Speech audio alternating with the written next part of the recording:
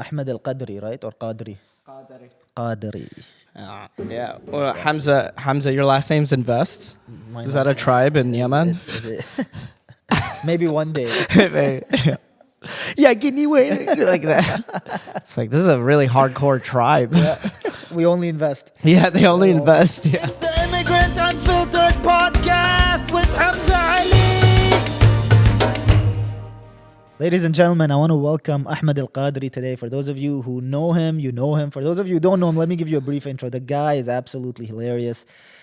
Huge shift in careers, became a stand-up comedian. Is actually performing tonight, which I'm excited because we have the whole team and family coming to watch your show, Ahmed. So that's going to be something unique. Of course, we reached out through TikTok. Yeah. And what a small world, man. Just having TikTok these days, it just changes everything, right? We get to connect with people.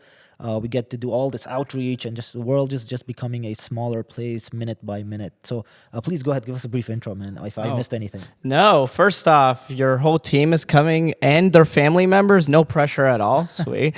And the fact that you started off with "I'm hilarious," no pressure at all as well. I think like we met through my TikTok lives actually, right? You started buying me roses on the app. And I was Yes, like, I needed to get your attention. I know somehow. the attention was there. I was like, who's this bachelor throwing roses at me left and right? I gotta know what this guy is all about. I'm a Yemeni American comedian. I actually grew up not too far from here, from Dallas, Texas. I grew up there, and then I moved to LA when I was 25. I'm 29 now, so about 4.5 years ago. Moved over to LA so I could try to pursue comedy full time. Up until last year, so March 4th of 2022, I quit my job. I was an accountant by day, comedian by night. And so it's been over a year since I've been a full-time stand-up comedian, and it's been going, pretty good, sort of. Are there a lot of Yemenis in Dallas? So kind of like how you grew up in Dubai and you saw like from a desert to gold, kind of like that, kind of like a similar situation with us, with the Yemeni community in Dallas. My dad, Allah yarhamahu, Ahmed Al-kadri, it was his nickname in the Dallas community was actually Abu Yemen, because it was just our family. And there was another family, there were Adanis. The other Yemeni families were more like pretty far out in like Arlington, but mainly where we were there was only 2 Yemeni families, but so many Yemenis from like students from overseas or from north, like Michigan and New York. They came here, and the first person they would call was my dad. Some of them would stay with us, and all that, and some of them would stay too long because they would sleep on my bed. Get a little too comfortable. I think because we were so used to like having people over at our place. My dad was so Zay Yemenin, like he invite everybody. Yeah, the hospitality doors are open. Yeah, doors are open, and that I learned that at a very young age. So I learned how to talk to all different types of people. We had people like a kid who just turned 19 or 18 who came here for flight school or something, so he's staying with us. Or a Yemeni guy who just got out of jail and needs some help. So, all sorts. I think you asked for an intro. I started talking about my dad. Well, I mean, look, hospitality is key. It's a very Arabian thing. It's a very tribal thing. And very tribal. At some point, I think we can't say no. Like, there's really no way to like say no to anything. Dude, what's funny is, that was the thing my dad and I always fought about when we were growing up. My brothers and I used to always tell my dad, like, it's okay to say no, because my dad was a huge yes man. He was a very kind man. And now as I'm growing up, I'm learning that about myself. And that's the one thing. I'm even talking to my therapist about it. Yeah, I'm a grown man that goes to therapy. What's up? But yeah, like I'm actually talking to my therapist about it, like ways to say no. That's why you couldn't say no to me? Huh? No. At first I was like, I don't know. He's all the way in Houston. I don't know. And then he was like, I'll pay for your flight. I was like, And I was like, this is throwing roses at me and paying for my flight. But yeah. And also like Yemeni guy. And like, I'm very much like I really want to help other Yemenis or support other Yemenis. Like, for example, there's other Yemeni comedians. There's two. There's Ali Sultan and Mike Ishak. And I think I'm trying to think. There's this girl named Amani. She's a musician in Los Angeles. There's Alat. She's a producer, director. So there's like a small little, a few Yemeni creatives, and I try to like get us together. Because are you in touch with all of them? yeah. Oh, really? Yeah. Well, I mean, it's all from Los Angeles. Right. Well, Ali Sultan's from Minneapolis, but we connected, through Instagram. He heard about me because people, were doing stand-up and they're figure out he's Yemeni. They're like, hey, have you heard about this Yemeni comedian named Ahmed Al-kadri? He was like, oh, I've never heard of him. He would see me on the Explore page or whatever, but he just thought, oh, this is some Indian guy. Yeah, so that's something that we need to talk about. Yeah. Everyone just thought I was just some Indian guy. And then I was like, no, I'm a Yemeni guy. And then I put it on my bio just to let people know, like, no, I'm Yemeni. But then now I have Yemenis that are like, no way you're Yemeni, bro. But this is a common thing in Yemen. If you go to Yemen really and you look at all the Yemeni people, they genuinely look like Indian people. Like, Right. You can't really tell that much of a difference. Even people from like the oil-rich countries, what are the Khalijis? Khalij, Yeah, Khalijis. They all look Indian. Yeah. I think the only group of Arabs that don't are the somewhat North Africans and the Ashami, but Right. most Arabs. Yeah, they have a similar look. I think maybe the amount of hair is a little different between the Indian side and the Arabian side. Yeah, just because the Indian hair is a lot more oily. Right. Yeah, No, our hair is rugged. yeah, I think it's just more thick and like Yeah, it's a little different. but both sides, men eyebrow down, all hair. Right, exactly. It's like a Amazon forest. Amazon forest. Yeah. So, all right. We should take our shirts off and have like a chest hair off. Just- So let's get into your story, man. So you said accounting, you said comedian. What was that journey like for you? How'd you even start? Like, how does a person start entertaining? Oh, man, that's a good question. I guess like my whole family's funny. Okay. We've always just loved. My dad loves. My dad. If you ever met my dad, he always loved like one-liners. I remember actually when he died, I was cleaning out like his library and I found like a big fat ass book and it says the Encyclopedia of Jokes. So he was just obsessed with one-liners and that was his thing. My mom, very funny as well, very observational. My mom is the funniest person in the world if you're sitting next to her, if that makes sense. But she just has these comments. And same as my brothers. And we've always just been funny as a family, and we were just fans of comedy, from our early... The funniest thing is our earliest influences in comedy was Mr. Bean, Charlie Chaplin, and I Love Lucy. Because my parents they were just immigrants from Yemen. And similar to a lot of Yemeni parents or Arab parents that come, let's say they come here in 1989 and then they raise their kids as if they're in Yemen in 1989. Right. Right. So they were just like very like scared of like all like American media and stuff. So they only gave us like they only let us watch. We never had cable. That sucked. Yeah. We were just PBS kids. We were PBS kids.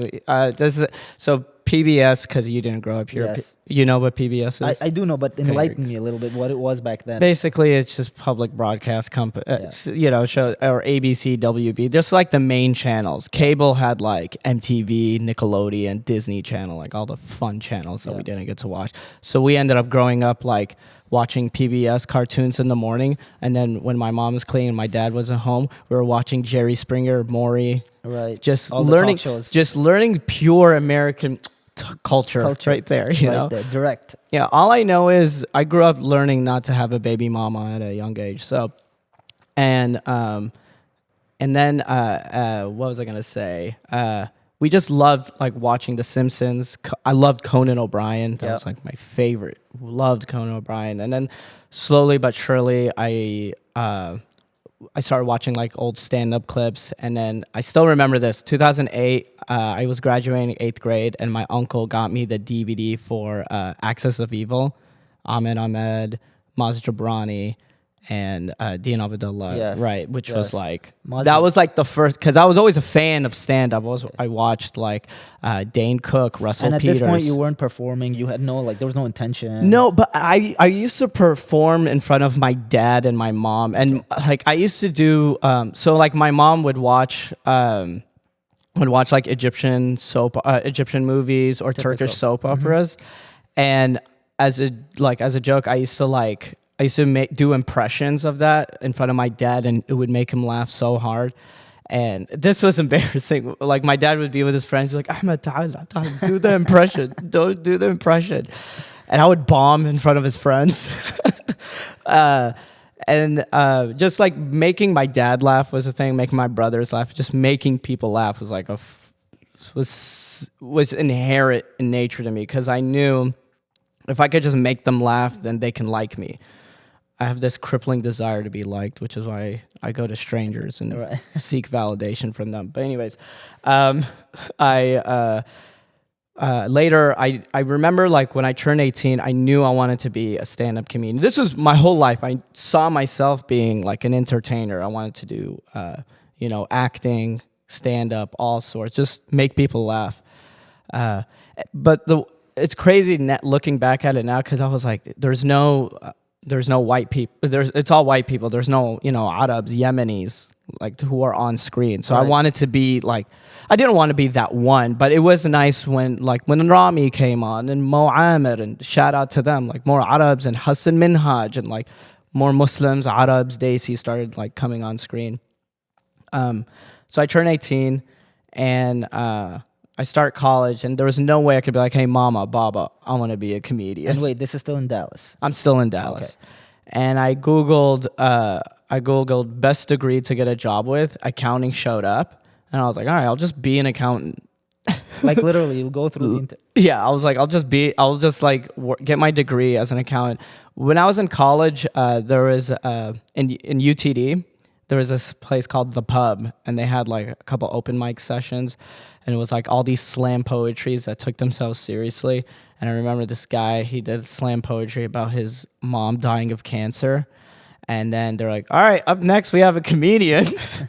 And I remember being so nervous, because I went from this I grew up in a Muslim community. I went to an Islamic school called Brighter Horizons Academy. So I go to college. I'm meeting people who are, like, I don't know. I was just on stage. Yeah, I was on stage, and I'm like so fucking nervous. I remember getting like one joke in, and people laughed. Like I had my friends who were like yelling, laughing too loud, louder than they should. And then I remember just like slowly, just like, all right, well, thank you so much, bye. Later on, I didn't really get on stage, but in college, I did like talent shows, like sketch stuff when I was on stage with someone else. Get my degree. I started I was like, oh, I want to get back. I want to take comedy seriously again. I have a degree now. I have this job. I worked, I was a cash accountant for a private equity company. And I started taking classes at Dallas Comedy House. Started doing improv, started doing sketch comedy, and started doing stand-up. And that was like my stomping grounds. What I loved about Dallas Comedy House, it was like this place where you could experience, learn, grow, fail, try again, fail, try again, fail. But it was nice to like just learn your voice. And I remember getting out of a show, and it only took one person to be like, hey man, you're really funny. And that gave me enough confidence to be like, I'm moving to Hollywood, baby. I'm fucking going, dude. Like fame and money, here I come, as I'm as I roll out of bed at 3 a.m. Like, I got to make this podcast. So moved to LA. Yeah, like I mentioned, like started doing Dallas Comedy House, and then I moved to LA about like 4.5 September 1st, 2018. How long were you studying or like getting educated or whatever? Dude, fortunately, BHA had this program, had a dual credit program where you were taking classes in Richland College at a community college nearby. So I went into UTD with some credits. So I ended up graduating in 3.5 a semester early. I could have graduated a year early, but I graduated just a semester early. And It was mainly just like to me, school as well as accounting. It was always just like I call it like mental endurance because I'm not passionate about it whatsoever, you know. But I really just needed, you know, you got to make money. There's Right. like we all have this mentality of Yeah. like this whole following your dreams. Yeah, it's but you got to do it in like a logical way. But then again, you can only be so logical when following your dreams. It's like a weird double-edged sword. But Yeah, I you know. think once you have something that you can call like a backup or a fallback, you can really pursue whatever you want a little more comfortably because you always know that in the back of your mind you have something. Yeah. Sorry, I just spilled coffee all over me. My bad. My bad. Someone get him a napkin. It's okay. It's all right. It's there. It's part of the It's style. yeah. It's part of the sweater now. It's fine. My bad, guys. I'm a fucking slob. So okay, so here you are. You did the comment. You got the education. You build up the confidence. You have a degree in the back. Right. You're working. I really hope I don't go to accounting. I don't want to go back to accounting. I feel like it's like going back to jail, dude. I ain't going back. You ain't going. I ain't going back. So okay, so now here you are, and of course you're 29 now. You're still in Dallas. Right. Oh, I'm in LA now. How did that happen? What We missed that. you said I'm 29 now. No, I'm no, still like, in. so you're 29 now. Now you live in LA. How did that happen? How did you? Oh, move when I to was in LA? Dallas. Yeah. So you were in Dallas. I like well- was your job in LA? Oh yeah. Well, my first accounting job was in downtown Dallas. I was like what 21, 22. Started working there, and then I got an apartment in Uptown. And I don't know if you're familiar with Dallas, but I had an apartment in Uptown, and then I would work in downtown, and then near downtown was Deep Ellum. That's where Dallas Comedy House was. So that was like just my life for the So right next there. 3-4 years of just going to work, and then doing like comedy, improv, sketch, stand up, and then I moved to L.A. Actually, funny enough, I moved to L.A. thinking I'm never going to do accounting again. And my first year, it took like 6 months to realize like, oh, I'm not like, I don't know if I'm ready to like just try. LA's hard. Well, it's the first time you moved to it was my first time I moved to a really big city. And like did your LA. parents or did your family at that time know about your stand up and like? Oh, I actually have a funny story Yeah. about this. So, what's funny enough, like my friends and family always thought this was a hobby, but I treated like if you want something, you don't treat it as a hobby. It's a job. And to me, I always treated it like a job. I remember like my first year into like improv sketch, like it got to the point where my friends stopped inviting me to things because they're like, I was like, no, I have a show, or no, I'm doing this. You know, my priority was comedy. And I still remember this. I got accepted to this master's program so I get on track to get my CPA. But again, I'm dumb. I just spilled coffee on my sweater. But the time I got accepted, and then when it came to signing up for classes, I just like took a moment, and I'm like, I don't want to do this. Like it was like this. You're getting stuck to this like mentality, and it's not just like a out of mentality. It's just in general of just like you work. I think you work. You go to school, you get your degree, you work, you get a job, and then you get married, you have kids, and you're miserable. Or I don't know. I just didn't like the fact that like my life is laid out for me, and like you get married, you're just in the community now, and this is your life. And even though in the back of my mind, I'm like, no, I want to like travel the world and do stand up and meet new people. Yeah. And I remember just like not signing up for classes, and I don't know what I did with that. It was University of Dallas. I guess they were like, "Are you gonna sign up?" I was like, "No," and I don't know. I ghosted them. They're probably watching right now. It's like that bitch, this fucking asshole. But so okay, this is a funny story. So it's my 24th birthday, June 18. 2017. It's also Father's Day. I drive up to my parents' house, and the whole family's together, and my mom brings she makes cake. She's a baker. She makes cake, and she was like, Ahmed Habibi, ant qadak rijal, like it's time to get you married, right?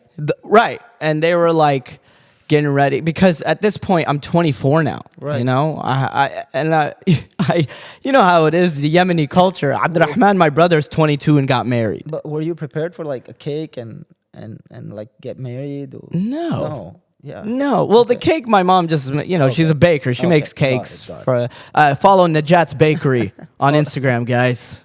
Plug Shout that it in. out. Plug Yeah, that we in, got to Kevin. plug this out. Ahmed loves bread too. That's fine. But Najat's Bakery, But there was no way I could well, it was like the moment where I decided that I was like, no, I want to do this. Like, I need to do this. And can I talk about shrooms? Yeah, why not? Oh, hell yeah. All right. So I remember doing shrooms for the first time, way before. And I remember, and that's kind of helped me. Have you ever done shrooms? I have. It's awesome, right? Oh my God. Has anyone else? It's great. But I took shrooms, and that's kind of helped me figure out some stuff. I'm like, is this what I like? That's when I broke down of they it's not just the Arab mentality, but it's also just society. They tell you get your degree, you get your job. Am I following this blueprint that people are telling me to do, or should I just really just suck it up and do what I really want to do? But there is no blueprint. Okay. For what people like you and I are doing. There is no blueprint. So let's get back to the shrooms topic just for a second. That's what I'm saying. That's what I broke down with shrooms. Those are the thoughts that I start feeling. Okay. That and visuals was dope. Yeah. Oh man, have you ever eaten on So shrooms? I actually did shrooms. I microdosed because I lost my sense of taste. Oh, shit. Due to an accident, and I heard that if you it has neurological long-term impacts if you take shrooms, and so I did, and I got my sense of taste back in 90 days. Wow, It was crazy. That's It was amazing. unbelievable. Did you feel better? I don't want to say less depressed, but you felt happier, better mood balancer? I would say I was definitely calmer during that time, because I was microdosing, so I was Right. it was very controlled. Wow. Yeah, Yeah, for 90 days? for 90 days. Wow. I've only microdosed for 3 days, 4 Yeah. days, but that's awesome. Yeah, So you did in pill form or yeah, whatever? in pill form. That's so cool. Yeah, it was pretty good. Yeah. Yeah, Well, you live in Houston, so Yeah. I'm sure you got a good guy. It worked out. Yeah. Okay, so now you're questioning all these. It's not time. You have so much left in you. Yeah. So that's when I decided, I took that shrooms, rejected grad school. So I go home. They're like, let's time for you to find a wife. Yeah. Did they have someone lined up? They wanted me to meet some girl. I guess she was in Washington. I guess. But I never met. I was like, no, I'm not going to meet her. Okay. And then, So everything was done. All you had to do was just say, "Yep, I'm good. Let's go. Let's do this." well, that was the moment where I'm like, okay, I decided, when I rejected grad school, I've decided okay, I want to be a comedian, so I got to take this, even though I was treating it like a job, but no, I have to treat it I need to be successful at this, or I need to make this happen, because I know how Arabs are. It's more, this what the fuck is this guy doing? right. It's not until Stereotypical. very stereotypical. I mean, I'll get into this later. I have a story, but anyways, and then I go home, and then I remember you're all right, it's time to get you married, and I was like, no, mama, I'm not. It was like a scene of a movie. I was like, no, mama, I'm not gonna get married. And they're like, what? And I was like, I'm gay. No, I'm just kidding. I just said, no, I was like, no, I'm not going to get married to this, or look for a wife. And she was like, Leish. I was like, I'm moving to LA in a year. I've already decided. I was like, I'm going to move to LA. I'm going to have this much money in savings.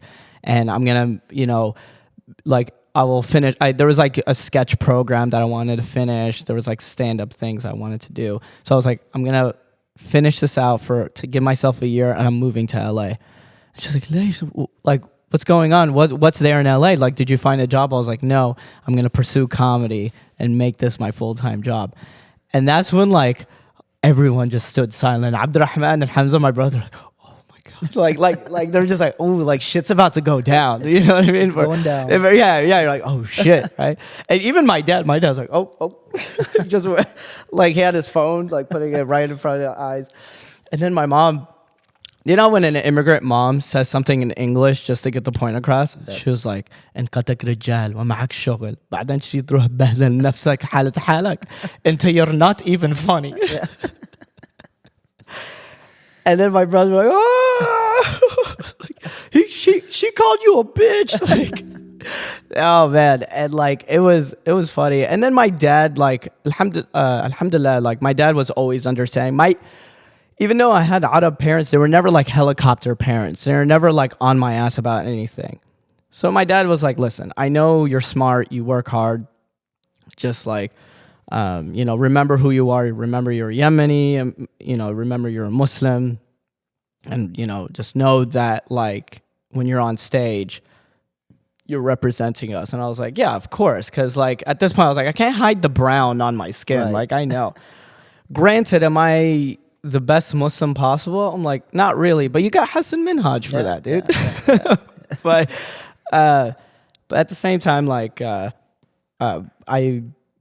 then that's when like I decided to like really like take it seriously and like, all right, I'm gonna move to LA. And when I went to LA, I realized like, oh, I have a lot of work to do because you're surrounded by all these extremely talented comedians. Right. But how does that happen? So like you buy a ticket and you just move to LA, or No, is there I a drove. plug? Or well, but is there like do you know what you're going to? Is there like a setup? I kind of had to like figure it out all by myself. So you I mean, I had some friends. Like I had some comedian. My friend Cole Jamer.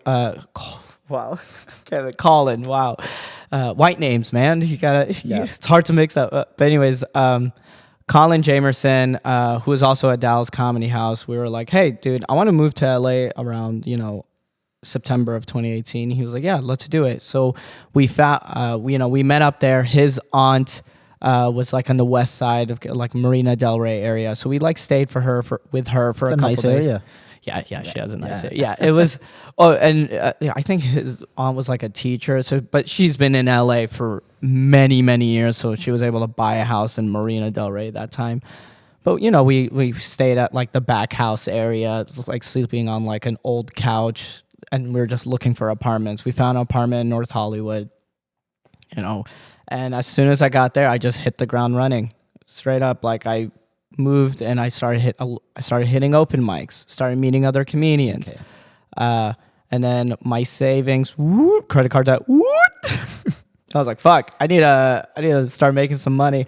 But alhamdulillah, I had my accounting degree, so started working, went back to accounting, and then, you know. So at this point, your comedy is still being supplemented like by a full-time job. Yeah. It's not something that really pays you that much. Or Right. it gives you like any type of like living at that time.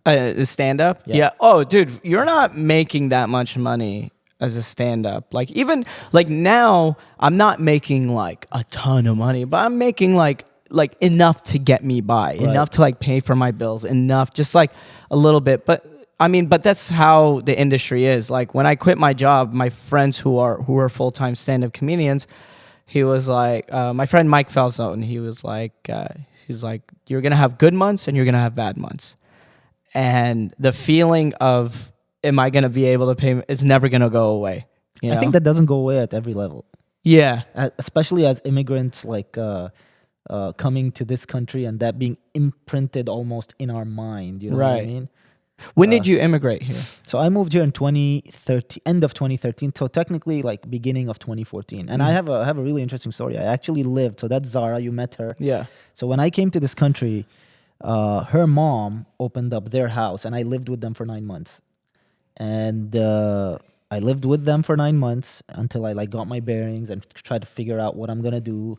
And at that time, I'd left my wife and kids back home. I didn't even bring them, so I came alone.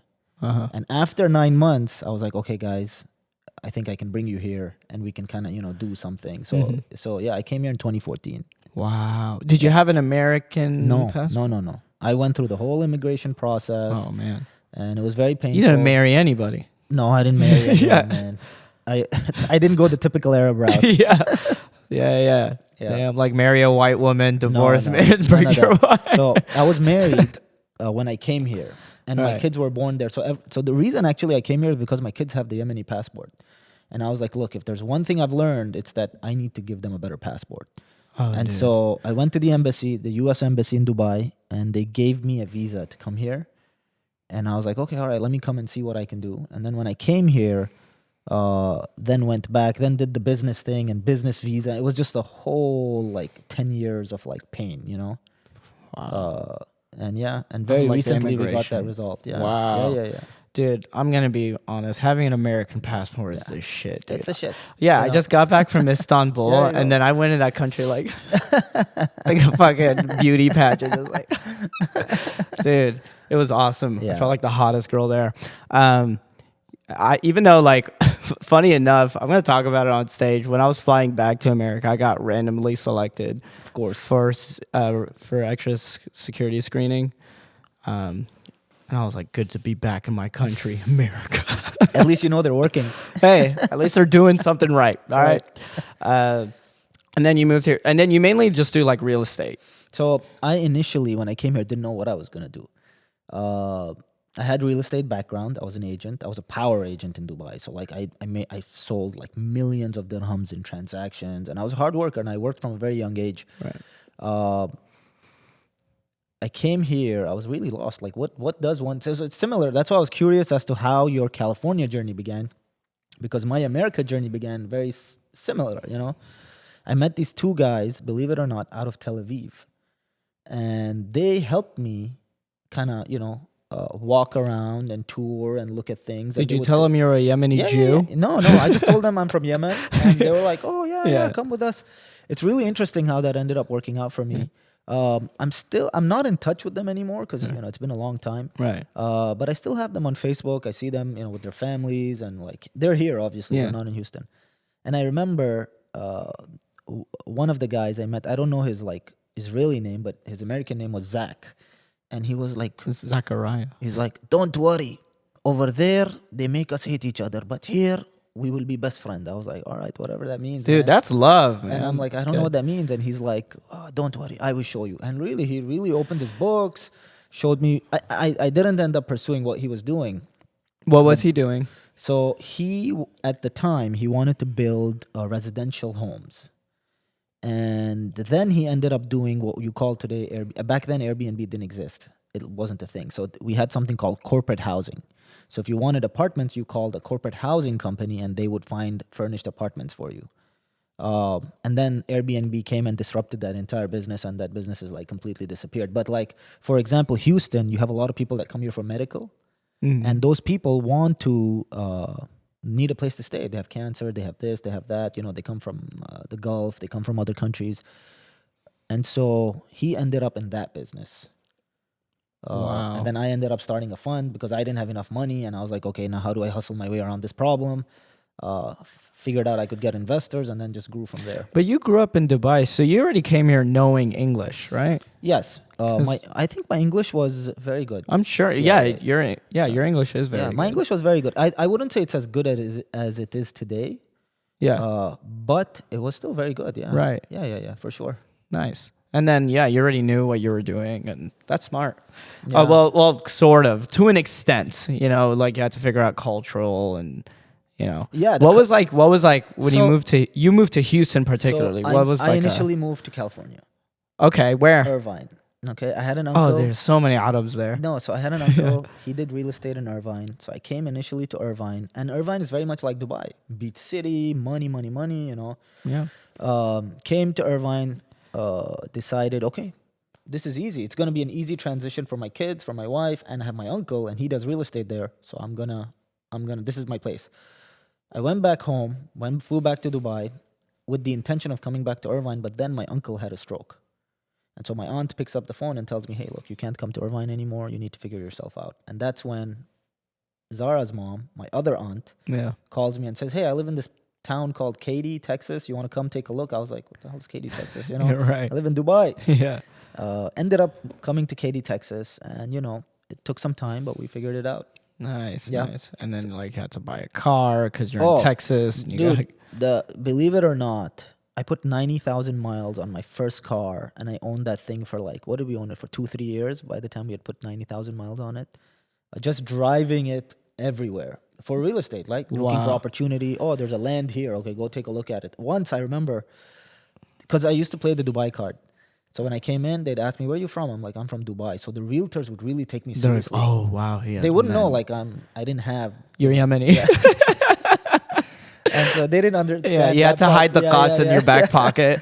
So because I would just play the Dubai card, and believe it or not, every agent wanted to do business with me, and so they would tell me, "There's this land, there's that land. Go check this out. Go Yeah, check this yeah, out. 'cause come hang out with me. Come hang out Like with this me." guy has money. Yeah. Right. And so I played that card initially until the card was like of no more value to me. Then I was like, okay, guys, I'm just from Yemen, so deal with it. But look, I think that is somewhat a survival, right? You need to do what you need to do in order to survive. Right. Man, that's awesome. You were asking about my transition to California. Texas to California was a big deal. Or I think the bigger transition to me was from Dallas to Los Angeles, because Dallas was like, at the time, was like a city with less than 1 million people. And then I go to LA, it has 14 million people. And it was just like a lot happening. I drove in there with like a very old rundown Honda Accord, ended up selling it, and I got ripped off, but I just needed something because I was like broke. But I ended up buying a Prius, and it had 8,000 miles on it. Typical California fashion. Yeah, I love my fucking Prius. It runs. Everybody does. Yeah, it's so good. Yeah. Granted, Have you seen the new ones? Yeah, I can't wait. Actually, alhamdulillah, I just paid off my Prius. So that means Yeah, so I'm about to get into more debt with a new Prius. No, my plan is to like, again, with my career going, like, inshallah, like money will flourish, and I know it will, but Right. I'm not.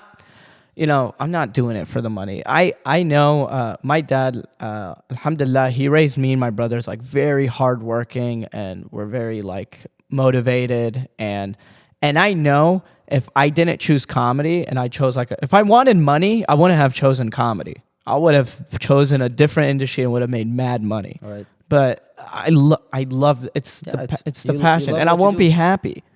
I mean, this makes me happy. Yep. And also, it's like I kind of find there's beauty with the struggle. Like there's beauty of like, driving to different cities. Like again, I bought that car February of 2019. Now, like 4 years later, I think it's at 85,000 miles, almost 90. It's only 4 years. Yeah. And I'm about to put some more miles. Speaking of which, I'm going to be at Irvine Improv April 12th. All right, check them out. April 12th, guys. Where did they get the tickets? Well, because you mentioned Irvine Improv on their website with Daniel Weingarten. Anyways, but I'm about to in April, I'm about to go drive to Oxnard, and then I'm driving to Irvine, San Diego, back up to the Bay Area for Alameda Comedy Club. But there's beauty in the struggle. Yeah, it's Right. a journey. It's the journey. A lot of people say that once you get there, there's really nothing else left. You're like, okay, I missed the journey part. Right. Yeah. That makes sense. And I always tell myself, as sometimes I get, I'm a human being. So I sometimes get frustrated with I get into the comparison game, or I just get annoyed with certain aspects that I have to deal with. I'm like, fuck, I got all these shows. Did I sell enough tickets, or do I have enough money to pay for the flight, to go back home or whatever? And then I take a deep breath. I'm like, all right, relax. One, if you're not an accountant anymore, so alhamdulillah, the fact that I'm not an accountant, that in itself for me, it's a win. And two, it's I remind myself, if I'm not happy now, I'm not gonna be happy when I reach a higher level. When I get to a point where I'm like, my name alone sells out a comedy club, Right. and I know I'll get there. I don't know when. It'll happen. It'll happen. But for now, just be in the moment. The fact that I get to sit here and I'm invited through a guy who spoiled me with TikTok flowers. Right. Now I get to meet interesting Right. people, and I'm now in. Hey, look, you said what? You're 29. I'm 29. Yeah, Yeah. you still have so much time, man. How old are you? I made my first $1 million, like one time, one go $1 million when I was 31 or 32. Yeah. I was 32 when I made my first like 7-figure check. Wow. And before that, it was like nothing, you know? It was just like a struggle. And then all of a sudden, boom, 7 and then figures. it just started. That was when it hit my bank account. And then from there, and from there, it just kept growing and growing and growing and growing. Right. So you got plenty of time, man. Okay, quick question. It hits your account. Okay. How long were you like happy? Like, and then how long were you happy? How long did it take? And then how long did it take from it turn to happy to, all right, now what? So it's all about the chase, right? It's Right. It's not about the destination. It's Correct. all about the journey. So $1 million hits my bank account, doesn't really phase me. Okay. And now I'm like, oh, I need to do that again. And then I need to do it again. And then, Right. And then that's kind of where it becomes important, because now I need to do it faster. It's not fast enough. Now I need to do it even faster. Now I need to take other people's money and do it even faster, you know? Correct. And so you get to this point where it's really all about the next deal, right? We're deal junkies. They call us deal junkies. So it's not even about the money for you. No, it's not. It's really It's not just about the the money. chase. Yeah, It's it's just the high you get off of the experience, off of Right. the chase. Because once the money hits your bank account, I sold my business in 2019, right before the pandemic hit. Mm-hmm. That's when I came on TikTok. Prior to that, I had zero social media experience. Like Right. if you asked anyone in my family who the social media influencer in our family could potentially be, I would be the last one on that list. Right?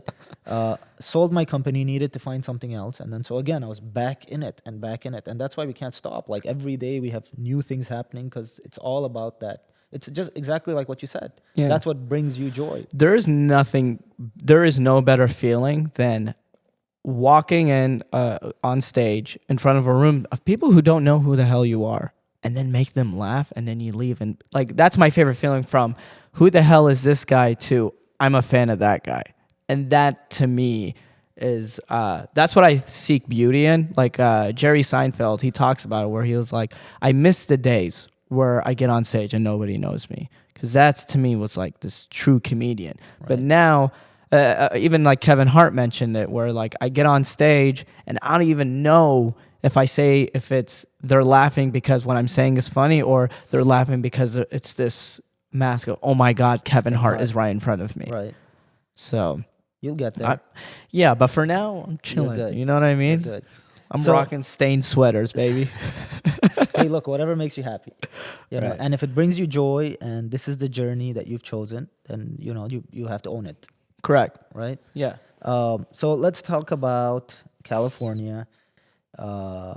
You now have started in California with your Prius.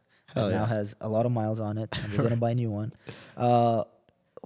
Where's that journey going now? Right now. Well, no. Where did it go from then? Oh, okay. So I bought my Prius. In the beginning, I was accountant by day, comedian by night.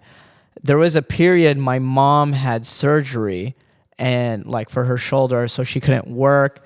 And there was a point where, in between, when I had time, I was a Postmates delivery driver, and I would just like. And Los Angeles is California is fucking expensive. That's why I'm here. Sure. That's why Joe Rogan's here. Fucking Elon Musk. Everybody's here. But like, the LA is just fucking expensive. So I just made enough. To me, like for me, like money. It was just I just needed to make enough money to pay for my rent, and I had enough money to just send to my mom. And inshallah, that's what I want. Like I just. Right now, like I want to make enough money to send more money to my mom, you know. But what was I gonna say? But yeah, like I'm accounting by day, comedian by night, and I'm still like a new comedian. I'm getting on stage, I'm hitting open mics, I'm hitting shows at dive bars, and me, like again, this is a job to me, and I wanted to be the best comedian out there. So I still remember I'm in the Valley, where you're doing stand-up in front of like mixed audience, mainly white audience or young audience members. But there is like different sections because it's Los Angeles. So I would drive all the way down to Compton there was a comedy club called the J Spot Comedy Club, and I was like, I'm gonna do black rooms, because a lot of my friends, they're like, nah, I don't want to do black. They're too scared to do black rooms.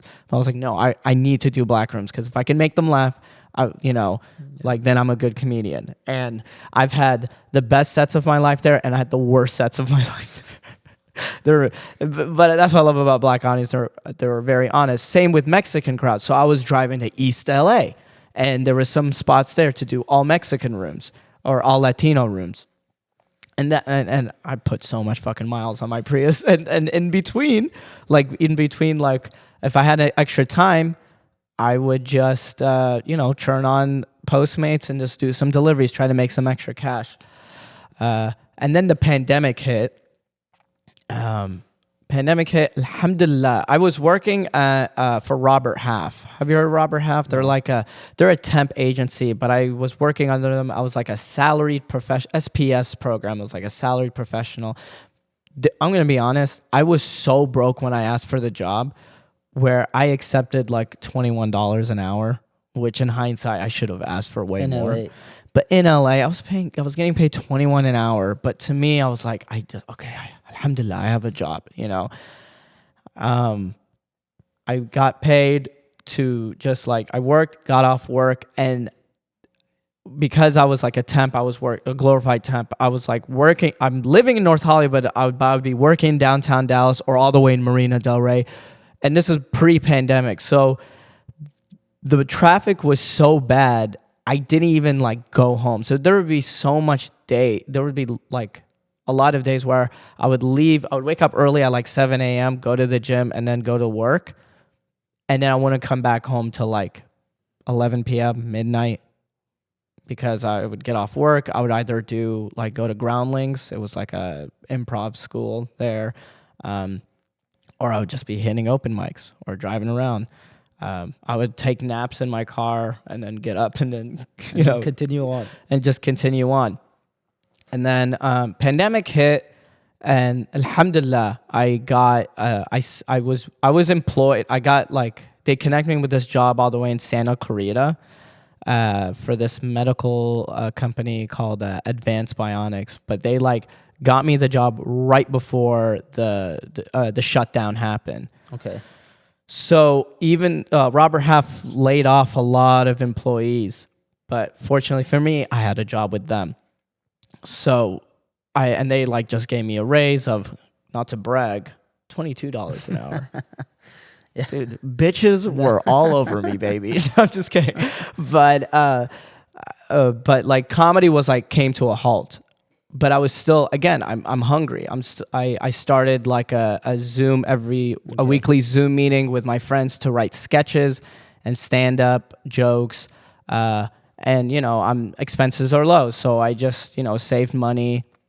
And is that common in the comedy world, or you just gather with friends and yeah the beauty of stand up comedy, it's when you it's a community based form. The opportunities I have gotten were from other comedians, because they help bring people up, a comedian be like, hey, I think you're funny, come open for me. Or this is one of the best examples.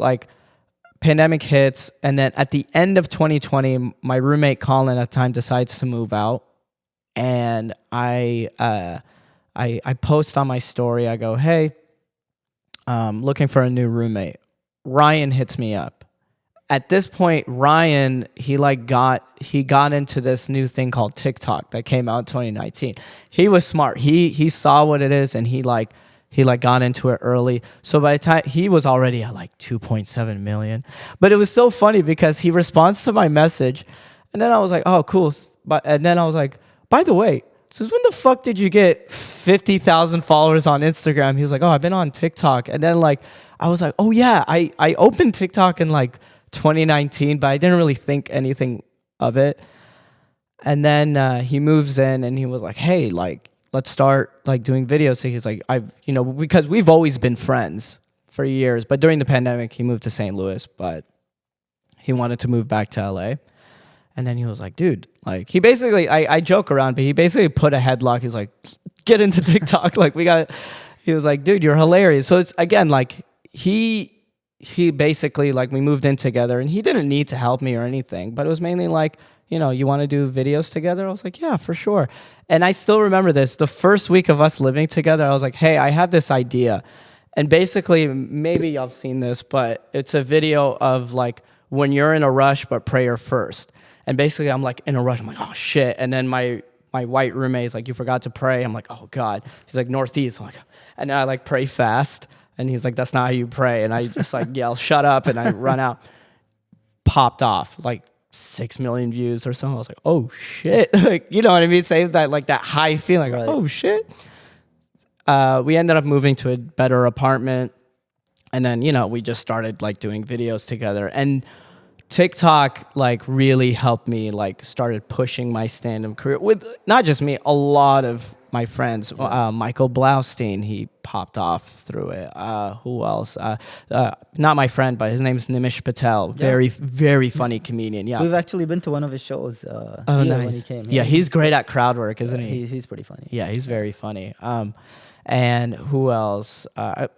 My roommate Ryan. Like, there's lots of, that was like. Unfortunately, I got into it a little bit earlier than most people now, where I'm like, okay, so this is the platform now. Is there moments? Sometimes I feel like looking back, I'm like, oh, I should have done this or I should have done this better. But at the same time, like, I have no regrets. Like, social media is a tool, for success. It's not like the main thing. Because again, like, I use stand-up to fuel stand-up comedy. And there's always a new form. Right now, it's TikTok. 4 years ago, it was podcast. And now, who knows what's the next thing? Who knows what's going to be? So, what are your thoughts? What are your comments like? And how do they impact you, if anything at all? Have you read my comments? Is that what you're asking? I have not, but, this is one thing I ask every guest here. Yeah. Because some of them, the thing is, look, creating content on surface looks easy. You're right. And it's like, there is a lot of behind the scenes that people don't know. You were saying? Yeah, and so I feel like there's also a lot of emotion that goes a lot, behind every piece of content. And sometimes, depending on what I have learned is that, there's a lot of negativity that goes around from our own sometimes. Oh, for sure. Yeah. Actually, I was just telling Zahra on the way here. So I have a couple like methods of how I deal with comments because, like it's so funny because before I got into TikTok or before I started getting popular, my friends who are already, in the comedy world who are already pretty popular, they always, you hear from the same thing. Oh, just ignore it. You hear from just ignore it. But this is like a comment specifically to you. It's hard. You're a human being. So sometimes like I'll post a video and then you'll get like, let's say like 10 people that like, hilarious, good stuff. I love your shit. Love your content. You're my favorite. And then you have one, you're not funny or something like that. And then, like back then it would get to me, but now I'm like, wait, it's not fair to the 10 people that like me and then this one person that doesn't like me. And also, like, you don't know what their intent is. Usually their profile picture is like some Google image. Right. Like you don't know where their intent. Sometimes I'll respond to a negative comment and then it's like they backtrack. Turns out they were just fans of me or they just wanted my attention. Right. I mean, I know, like if someone says not funny, listen, a couple weeks ago, I was on stage and I was doing jokes and a girl, like I said a joke and a girl said not funny, but then I was like, everybody else loved it and they were all clapping. I was like, I get it. I'm a comedian. So it's like, and it's times like, recently there's two occasions where one, it's just stand your ground. Like if you just are true to yourself and you know what you're doing, the people will come.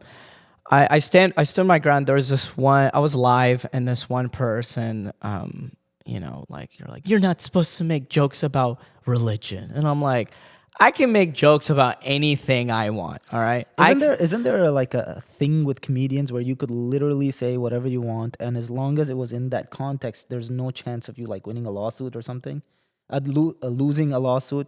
Didn't Hassan Minaj do that to somebody and he got away with it? Oh yeah. With what's it called? Yeah, when he was making fun of that big bank and Right. some, it was It's like a hedge fund manager or something. yeah, it was some clause I can't really remember, but it wasn't even that. It was like by the way, I'm not even attacking religion. It's more this is I'm gonna do a joke tonight, Aib, but it's hilarious. Yeah. But when I do the joke, and again back to confidence, it's like I'm on stage doing these jokes, and and I hope I speak for all comedians when I say this. A good joke and a bad joke comes from the same part of the brain. So if I say a joke and nobody laughs, I'm not going to say the joke again because no one laughed. But if I'm doing a joke and everybody laughs, and like Muslims, particularly Yemenis, are laughing at this joke, I'm going to keep doing it. When I went to Dearborn, Michigan, the most Yemeni community, like how you've heard. Yeah, I've heard. And I remember going there. I was co-headlining with Mike Ishak. And I remember thinking, I was like, I'm going to do this joke. And this is like, I have two jokes that are like edgy, right? One, it's like particularly about religion. And it's not even like, I'm not even like making fun of God or anything. It's just like a personal story. Is it aib? Yeah, but it's funny. And another like edgy joke, but it's more of like a Yemeni joke about Yemenis. And I was like, I'm going to do these jokes. And if this works, then I'm going to keep doing it. Imagine like a crowd of Yemenis fucking loving it. And people come in, they're like, Wallah, that was the best. That was my favorite joke. Like, you have to keep doing it. So this girl is saying like, you're not supposed to make jokes about that. I'm like, I can make jokes about anything I want. I'm sure you've seen a clip have you seen the stand-up clip of I Celebrated Christmas for the First Time? I had a joke about that. It's a fun joke. And then, people laugh. And then one is like, why are you making jokes about religion? I was like, I'm a comedian. And I responded, I'm a comedian. I can make jokes about anything I want. I'm standing my ground on this. You could unfollow me. That's fine. Because 9 times out of 10, you're a type of person that's like, if you're leaving negative comments on posts, you probably 9 times out of 10, you have too much social anxiety to go buy tickets to a comedy show. So I really don't care. And another thing that and this is as a Yemeni American Muslim, particularly Yemenis, because you know how conservative we are. I stood my ground so like someone, I have LGBT fans, right? And before I get back to this is what's annoying. You'll have like particularly Muslims, they go, you're gay. Like I'll do a video with Ryan, they go, you're gay. So then I was like, all right. So I wrote a series called, with me and Ryan, I go, we're straight men. And people think we're gay. It was just to fuck with them, know? And it's about toxic masculinity. It's about, if you, societal norms, they put straight men in a box. And if you act a certain way outside of this box, you're gay, And it's and ironic enough, it's straight men who created this box for us. We put ourselves in this, That's why when people go, people don't care about men's mental health. It's because we don't care about men's mental health. It's our job to care about. But anyways, so you'll have like, you're gay, and then I'll have a video of me with a girl or talking about dating. They're like, bro, that's haram. And it's the same fucking guy, It's So the same. this way you get hate on, that way you get hate on. Right. So that's one. But anyways, like I was, so I'm live on TikTok, and like they were like, so it's like I have LGBT fans, and they're like, I'm buying tickets to your shows. And trust me, tonight we're probably gonna have some LGBT fans, which is fine. We live in America. Right. Like we can't us as Muslims live in America. They're like, oh, they're hating on us, but then we're like hating on this community, So, which I don't understand, but whatever. So I go, someone was like, why, like, they're like, do you allow LGBT people into your shows? I was like, yeah, I love the LGBT. It's like, hold on, I'm gonna check you. Yeah. Are you LGBT? Like, do I have a fucking nail polish test to be like, like I put on RuPaul Drag Race and just like watch if they have a boner or something? Like it made no sense. They're like, you allow, and they're like, you support LGBT? And I'm like, listen, if you buy tickets to my show, that's it. Hey, if you buy tickets to my show, guess what? I support you. BLM, sure. If you buy tickets to my show, sure. I did shows in Vegas, and half of them were Trump supporters. I'm still making them laugh. Like, I'm a comedian. I'm an entertainer, you know? Right. And also, let's say I don't like LGBT people. It's a bad business idea to be like, hey, no LGBT people on my shows. It's so stupid to me. But yeah, that's why. And they were getting mad at me. And I'm literally like, wait a minute. I was at this point, I was like, I have a lot of like overseas people. I was like, you guys aren't even gonna buy tickets to my shows. So I'm performing in America. Who buys like, your ticket? Who is your target? Like my audience? Yeah, who's your audience? Alhamdulillah. Because I feel like you are more American. Your audience, at least, would be. It's more very American. Yeah. But I like that. Yeah. It's not. But here's the thing: when you say like when I think American, I'm not thinking white people. When I say American, I'm thinking Arab American. Like, okay, when I started like. When I quit my job and I started like doing shows around the country, Dallas, which is like my, it's my hometown, but I have a lot of fans there. And it was a cool moment because you would have like, this young Muslim couple, hijab, and, their husband, they're just her husband, they're fans of me. And sitting right next to him was a lesbian couple. Sitting right next to them was a Mexican couple. And then there was like an older black couple, like the wife saw me through Facebook. But it was just like this huge diverse audience. And then you had all the late Arab people in the back. You had all these different people. And it made me happy because I was like, no, this is good. Like, this is what I want. I'm not trying to pertain a specific audience. And let's be real, that kind of comedy is boring, of just talking about one thing. I talk about everything. I talk about dating. I talk about drugs. I talk about I just posted a video about people who drink Diet Coke are weird, like I joke about whatever I want. They shouldn't get married. Huh? They shouldn't get married. Thank you. That's the one I saw your community. Yeah. They're just like a menace to society, but like, it's just I'm just gonna stand my ground with these comments of like, this is just it's like that Yemeni phrase, kullu kalam fadi. Kalam fadi. Kullu kalam fadi. It's all empty words. Even when like Arabs would try to like, be like, you're not Yemeni. And I'm like, and I fuck with them. I go, yeah, Yemenis are really proud of being Yemenis because we have nothing else to be proud about. And then you just see them mad. You just see, like, you just troll them. Like, yeah. like you don't understand. Like, I know how to. You're easy to mess with. But yeah. So back to like negative comments. It's like, I agree. You'll have a low self-esteem day, and then that one comment gets to you.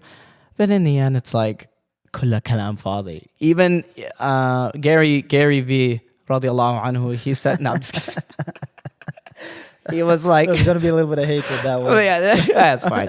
At this moment, we need that to be shorts so that we can. But anyways, we'll send it to you. But basically, like, no, but he had like this phase where he goes, "Hey, you're the GOAT. Thank you so much. Hey, you suck. Thank you so much." Where it's like, he took it. It's like it's through his own filter system. He knows who he is. In the end of the day, I know who I am. Right. I know exactly. I know I'm not a bad person. Right. I know I'm not the best Muslim, but I'm trying. Right. But at the same time, it's like, sorry, I like went on a rant here. No, about but look, comments, the fact that you say you're trying, is I guess that's what life's about. You just keep trying. Whatever it is. There's no right, there's no wrong, really. But you just keep trying. Right. And you just keep doing what you're doing. The audience are gonna find you. The people who fuck with you will come. In the end, like, I have this many followers. How many of them are gonna come out and buy tickets? Yeah. Those are the audience that I care for, because it's not even money. It's more, I'm literally meeting you in person. To me, it's like, especially the married couples with kids. Wallah al-azim, every show, I just pray to God, I'm like, just make it worth it. Make their time and money worth it. Because they went out and found a babysitter. Some of them drove hours to come see me. Right. And so grateful for that. So grateful. Like, it's just like, you went your whole way. That's why after shows, I stand outside, back to this whole like, not struggling, but it's the beauty of it, of like, yeah, I'm performing in front of people who don't know me, but other people who do know me. And I sit and I talk to them. Here's a sticker. Here's a picture. Thank you. Like, it means a lot to me. Right. Because it's like that negative comment, you're not going to come to my show. I don't give a fuck. Yeah. You know? You're not gonna buy tickets. You're not going to buy tickets. I don't give a you. Oh, like, you were just a person that saw one video and then you put this whole thing of like, this is who he is as a person, you know? You don't know who I am. You have to you have to see.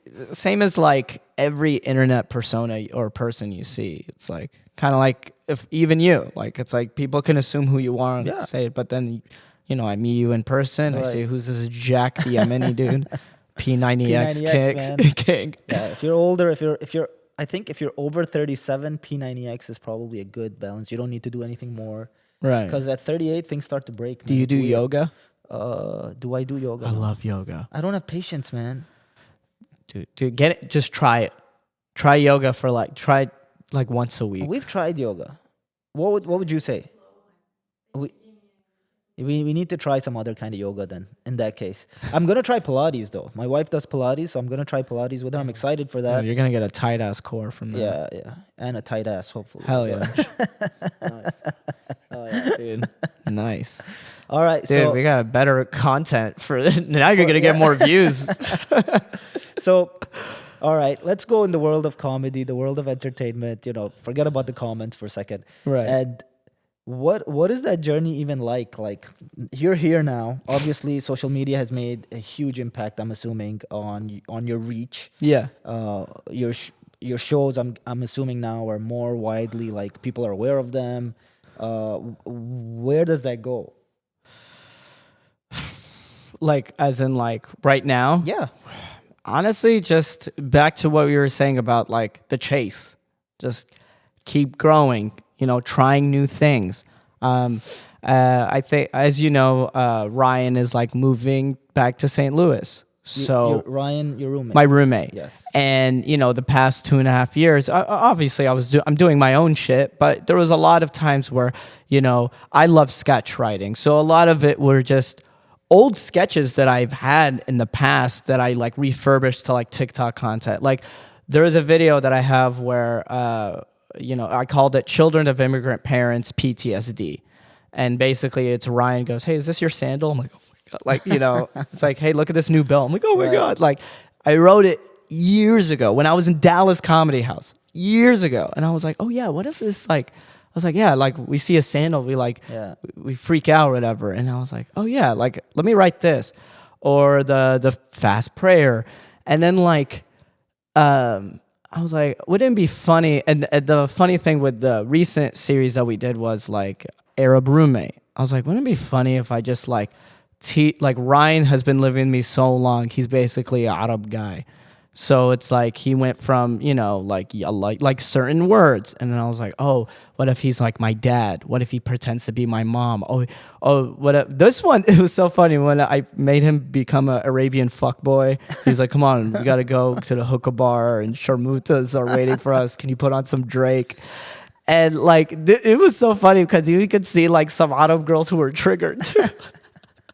They're like, oh my God, like who is this guy? But like, and then we accidentally fell of like, I'm trying to teach him kelb. And then like, meanwhile, I'm like, just say calf. And he's like, there's a baby cat all the time. And I like tell, you know, Ryan's girlfriend who was filming for us, I was like, get that on camera, like right now. Like, I was like, we got to record this part because that's hilarious. So it was just like this fun era like that we've done. And I'm not like, when he, you know, I knew he was going to move out since like, you know, January, but like he wants to move back to St. Louis, you know, similar. I might have to connect y'all because he wants to invest in real estate. There you go. Yeah. So, so what you were saying about what now? So it's like, now I'm thinking, all right, this is the end of an era. What am I going to do? And I was like, well, I'm still going to do sketches, but I'm going to post more stand-up stuff. Okay. My plan is to just post more crowd work stuff too, because I don't want to burn my material, but I do write a lot of jokes. So I'm going to just like take posting more stand-up more seriously. I'm just like it was just it's a lot because I have a shit ton of footage and then having to sit through. Where's Kelvin? You get it, right, Kelvin? All right, buddy. Yeah, he gets it. Right, where he's it's like in his room, just right where you're working away. editing and you're sitting through certain clips and you gotta like cut through, and that's just like the tedious part. And like the more tedious part with captioning and zooming and lighting, I don't even do that. I like send it to a friend, like you deal with it. But like having to like know what you need to do, so that's like something I need to push myself more, challenge my. It's more just like thinking, all right, you're a business. So it's like, okay, what am I doing right and what am I doing wrong? Well, I'm sometimes if I don't have a certain like joke that I didn't get on stage, I'll just say it in my car, which I did. Or I have you seen that sketch that I posted like a couple months ago of like the turkey meat? You see you see turkey meat, and then I'm like, is this turkey or ham? Oh, deli meat. You never know. Right. And it's like, I don't know. It's like, it's it's lunch meat. You never know. And it's like, why? It's like, I'm Muslim. It's like, didn't you drink at the Muslim? I'm like, no, I didn't. Like, it's like it's such as like like it's very stereotypical stuff. Right. But I was like, let me write this like sketch like based on that. So I like of where I'm playing multiple characters. Do you see that a lot? Like like they'll say no to one thing and then but yes to other things, and like around. Oh, I'm the same way, dude. Yeah. I know, but like, and the reason I bring this up is because as an immigrant, Right. An immigrant, not a first gen. Right. It's funny because I look at the parents, and then I'm not old enough to be like the parents. So these kids will come up to me and tell me all these things, and I'm like, bro, why are you telling me all this? I'm not interested. But they're like, no, you're cool. We're gonna tell you all these things that we do. Right. And then they're completely different on the back end with their parents. Right. And so, I just sit there and watch the show, and I'm like, I'm like, all right. Have you seen? There was like a meme that I saw. It was like a chocolate cake, and it was like they cut a slice, and it was like the cake was sins or whatever, and then it was like all the sins and pork, and they cut it, and they take the rest of the cake. So my question, I guess, where I was going with that, is, are you the same with your family, where you're one way here and another way there? Okay. No, listen, I think, okay, I'm very, and I think this helps with who I am on like with my following and stuff. Authenticity. I'm very like transparent with myself. Not fully transparent, obviously. Like I'm not like sitting there like, yeah, man, I'll fuck bitches, dude, or like I love gambling. I'm not like that, but I'm more like, I say like, I know I'm not the perfect Muslim. Right. I don't judge other people. That's the issue with a lot of people that it's like, like, look at this, his kid, he's out there doing drugs, but they're selling liquor at their gas station. Right. And it's like, it's so funny because people highlight other people's sins, but it's all a sin here. I know there's other bigger sins before everyone's getting all, well, actually, you're like fucking nerd. Like, all right, okay. But everyone's saying they're like, let me judge. It's so funny because for a religion that says that we always preach that only Allah can judge you, we're the most judgmental people Man. ever. But again, I don't let it faze me. Right. I'm very, I think you're beyond that. You're way beyond that. oh yeah. I allow gay people to my shows. I'm fucking woke, dude. Listen, like, I'm not gonna sit there and judge, and I think a lot of my my Muslim audience members who come, I'll have, I don't want to say which city, but I had these Yemeni guys. No, just say the city. I'm not saying the city, but these Yemeni guys, they're like, yeah, Ginita, like, bro, we went out, bro. They went hard. I was like, I'm chilling, like I'm cool, like thank you, like they took care of me. They gave me like, they gave me a place to stay. They were like, you're my brother. They were fans of my comedy. After they went, listen, I'm not getting into details, but I was like, oh shit, like I'll go. They were having fun, but then like I was doing another city of like well, I was in Seattle. This one I could say, but I was in Seattle, and there's these group of Yemeni girls, like 6, 7 of them that came through. They're all mutahajjiba, like type, like not even like shake hands. Right. and they were like, "Oh, we found you through that clip of when I was making fun of the Yemeni tongue." Right. And it was so funny because when I posted that joke of like how Yemeni men with their tongues, I was getting some hate from Yemenis like, we don't do that, or you're not, or you're zesty, like you're gay or whatever.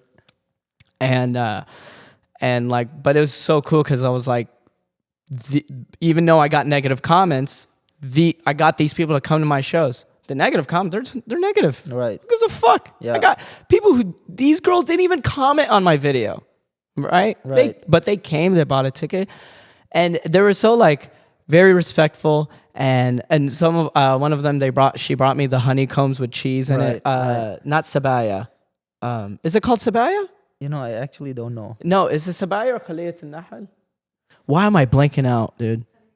Now the comments would go, this motherfucker's not even Yemeni. Hold on, I gotta find it. So they got you the honeycomb with cheese as a gift. Gratitude. Yeah. Just is it sabaya or khaliyat al-nahl? This is gonna drive me crazy. Where's our Jamie? Yeah. Yo, young Jamie. But and then I was like, it got to, I even asked them, I was like, hey, by the way, I thank you so much, because they drove from Tacoma to come see me. It's only like 45 minutes, but whatever. But they came to see me, and I was like, hey, do you want me to do like halal jokes or whatever? And they were like, no. They're like, we seen your TikTok. Right, They're like, we no. know who you are. We they were know like, what go you're capable off. of. They were like, go off. And I was like, my stand-up is way better, and it's edgier. But that's what I love about stand-up. Like my little brother Abdurrahman, a little bit more religious than me, and he goes, what I love about stand-up comedy, he's religious but he respects comedy. But he was like, stand-up comedy, which has always been since it's been created or it's been started, low ceiling, dark lights. It's this beautiful art form where it gives you permission to say things you're not supposed to be saying. But anyways, but they were like, no, go off. Like, and I'm telling you, dude, from beginning to set, they were laughing the whole time. From my, like just regular jokes to like the edgier material, they were loving it. So, that's like what you were saying of like, what now? So it's like, just keep going. Like I think more people are going to find me. More people are going to discover me. And inshallah, like, it's not just these Muslims and Arabs that connect with me, but it's also people who are not even Arab. Yeah. Mexican, lots of Mexicans, because, we have very similar cultures. Yeah, that's true. Very, even, and black people and white people and Filipinos. Like, I want, everybody to enjoy my comedy. Because that's where the money is. No, I'm just kidding. No, but that's the goal. Like, you want to connect with everybody. Absolutely. So that's the goal. It's just like, figure out what I'm doing. Try to like write better sketches. Like for me, it's put more thought into my content. Because sometimes I get caught up with the algorithm as in like, I got to be consistent. And then I'm just posting for the sake of posting. But it's not like that. It's more... Just pull back. It's okay. It's okay to take a little bit more time on the things you want to talk about or the things you want to post. So what is your social media strategy right now for people who like are thinking of getting into social media? Right. What are your priority platforms? Where do you see it going, and what's your strategy? So I think of TikTok as like my open mic. I post TikTok every day, sometimes twice a day. I need a post. No, I'm kidding. Pause. Right no, now. I'm just kidding. No, but like I think of TikTok as like I just throw, because TikTok is like the Wild West. You don't know what the hell is happening. And the algorithm, it's a little bit more rewarding. So I'll post like daily on TikTok. And the way my brain works, like I'll think of an idea, a situation happens, and I'll write it down in my notes. And sometimes I think, is this idea, could it be a sketch or could it be a stand-up joke? I have plenty of examples of which is which, but I'll be like, oh, I could deliver this as stand-up, or let me do this as a sketch.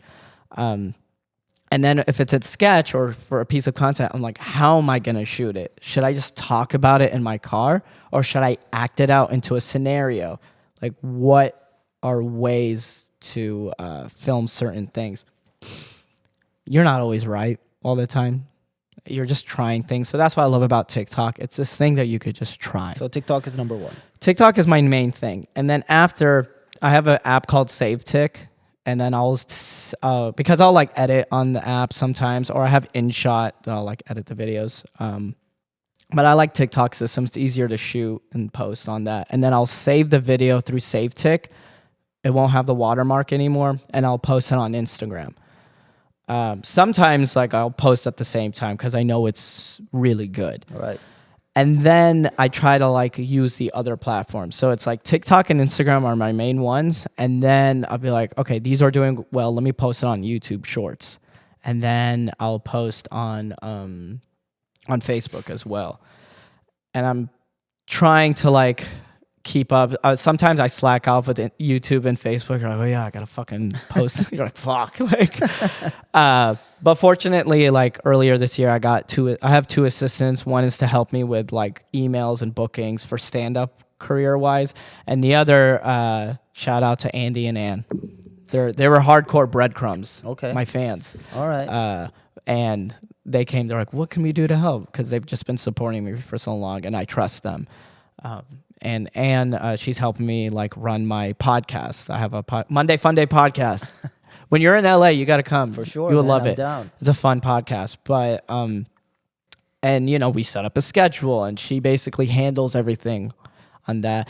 Hopefully I'll find like another assistant, or maybe one of them can help me with this. If they could just log into my YouTube or log into my Facebook and just post it for me. But aren't there like softwares that you can just use to They like don't work very well. the scheduling? And Yeah, they don't work very Yeah. well. I think it's better to just like an app. Yeah, and also these are all short form content. I'm trying to get better with long form content as well, because that's like where the real not just money, but also like the more loyal followers. Like a guy with 250,000 or a guy with like 200,000 YouTube subscribers has better fan base than a person with 5 million TikTok followers. Right. And they make pretty good money on 250,000 followers on long form content. So yeah, with YouTube, because YouTube has a better monetization policy. Like YouTube will always, when it comes to social media, right now, Facebook and Instagram's right now in a weird like. Because they even removed the creator fund now. Yep, they removed the creator They're going fund. broke.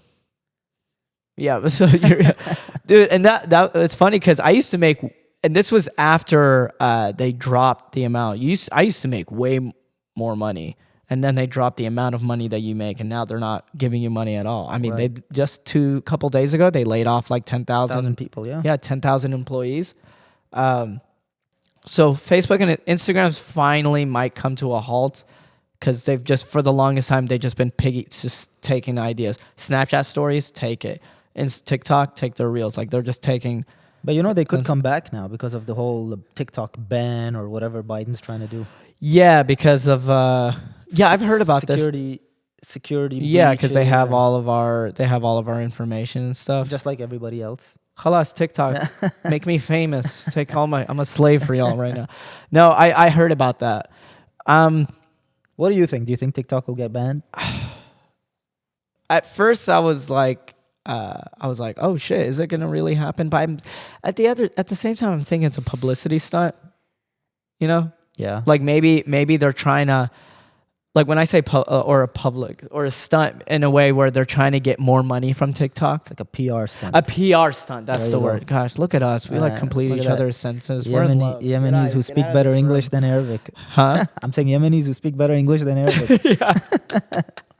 Oh, dude, the amount of times, like, I'll go live on TikTok and they're like, كلم عربي, كلم عربي. And like, حكي العربي شوية مكسور. أستحي لما أتكلم عربي. And they're all like, your Arabic sucks. I was like, this is why I don't speak Arabic. Yep. You guys make fun of me too much. Yeah. And my Arabic, like, I grew up with Shami, Palestinian, and Syrian. So it's like more to, huh? Your accent is more towards. Yeah, and my dad is Ta'zi, my mom is San'ani. Like the whole thing is just a clusterfuck. So I'd rather just like, I'll speak Arabic with people who I'm very comfortable with. Sometimes I'll go on TikTok live and they'll be like, speak Arabic. And I'll start speaking Arabic. And then people will go, you fucking suck, dude. I'm like, man, that gets to me. I'm like, I know it sucks. I know my Arabic sucks.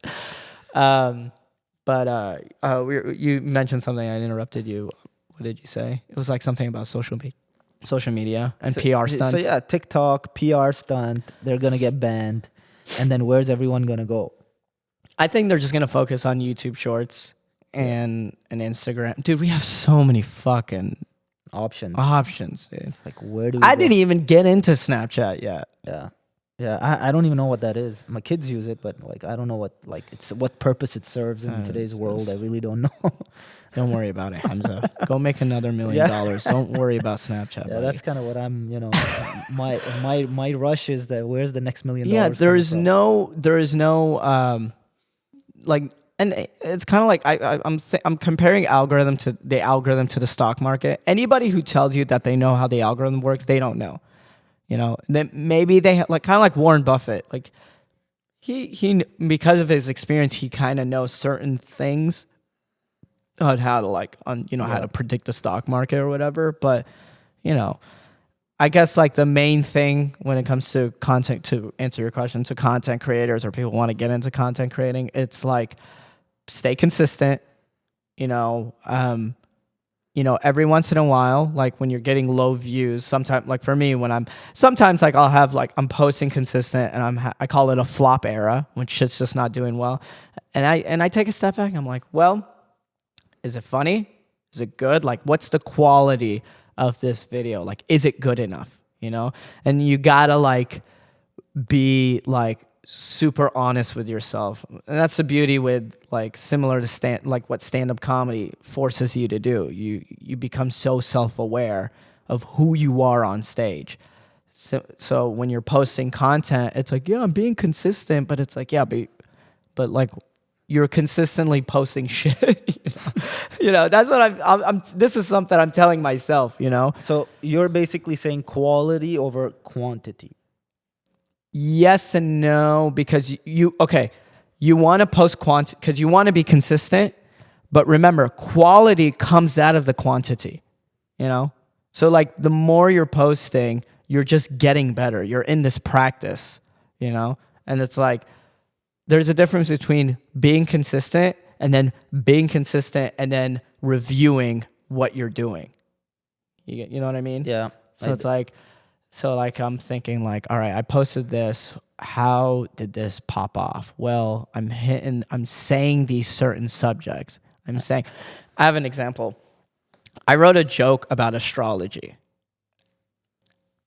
Only because I knew and it's like as if they fell for my trap. Like I knew it was it's a very social media topic. It's a very like hot topic. And I live in LA. Gemini, Sagittarius. What's up, ladies?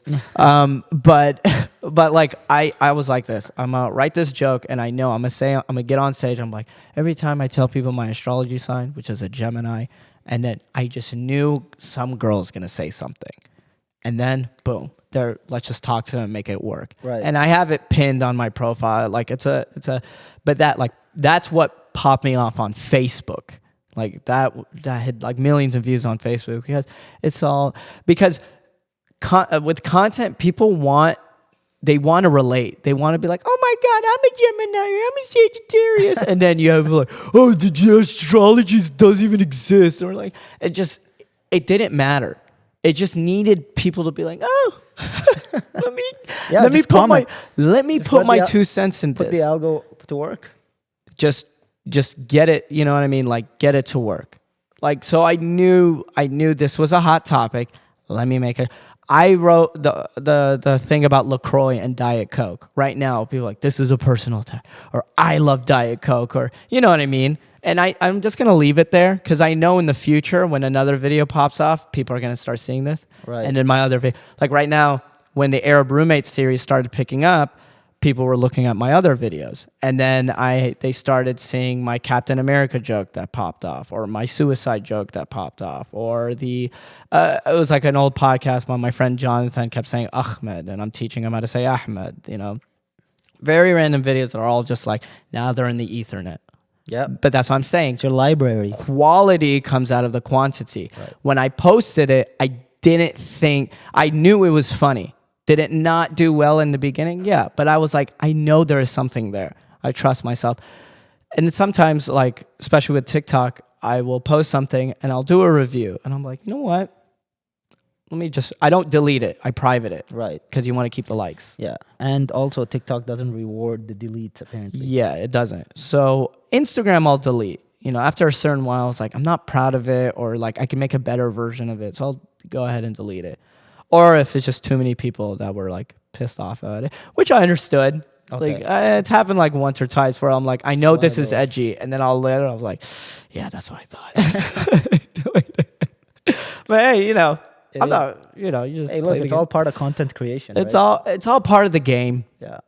But yeah, I'm glad you're asking me about this, and I'm sorry for talking so much because No, I mean we so- want this. Like what do people need to do? They need to understand like it's not, just it's not as easy, and it needs to get better.